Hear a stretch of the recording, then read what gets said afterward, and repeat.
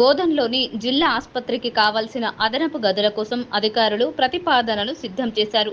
నిన్న స్థానిక ఎమ్మెల్యే సుదర్శన్ రెడ్డి హాస్పిటల్లో ఆకస్మిక తనిఖీ నిర్వహించి హాస్పిటల్ పరిసరాలను పరిశీలించారు.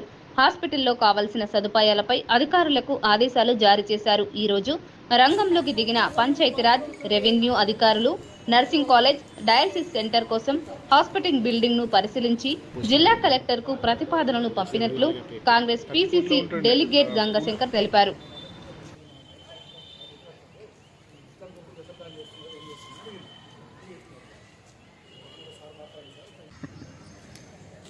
నిన్న గౌరవ శాసనసభ్యులు సుదర్శన్ రెడ్డి గారు మన ఆసుపత్రిని సందర్శించినప్పుడు ఇక్కడ ఉన్న స్టాఫ్ కానీ మరి నర్సింగ్ కాలేజ్ పిల్లలు కానీ కొన్ని సమస్యలు తెలియజేయడం జరిగింది. దాంట్లో భాగంగా ఏదైతే నర్సింగ్ హాస్టల్స్ ఉన్నాయో మొత్తం లీకేజ్ అయ్యి చాలా ఉండడం కష్టంగా ఉన్నది. ఒక్కొక్క రూమ్లో దాదాపు 10 నుంచి 12 మంది స్టూడెంట్స్ ఉండడం జరుగుతుంది.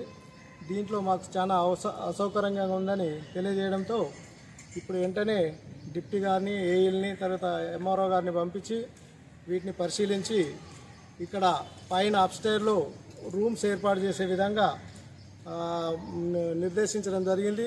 దానికోసం ఈరోజు ఏఈ గారు, డిప్టీ గారు, ఎంఆర్ఓ గారు వచ్చి పరిశీలించడం జరిగింది. వెంటనే కలెక్టర్ గారికి ఇన్స్ట్రక్షన్ ఇచ్చిండ్రు.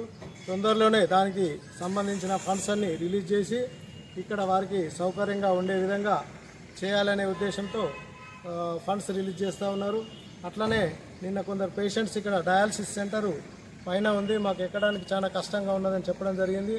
అందుకోసం ఈ పక్కన ఒక బిల్డింగ్ ఉంది, అది లీకేజ్ అవుతుంది కాబట్టి ఆ బిల్డింగ్ని వాడకం లేకుండా ఉంది కాబట్టి అట్టి బిల్డింగ్కి కూడా పైన రేట్లు, టిన్స్ అవి వేయించేసి వాటర్ లీక్ కాకుండా ఉండే విధంగా చేస్తూ ఉన్నారు. దాంతో పైన ఉన్న డయాలసిస్ సెంటర్ని ఇక్కడ కిందికి తీసుకొచ్చి ఏదైతే డయాలసిస్ పేషెంట్స్ ఉన్నారో వాళ్ళందరికీ కూడా సౌకర్యంగా ఉండే విధంగా చూడాలని మన శాసనసభ్యులు గారు చెప్పారు.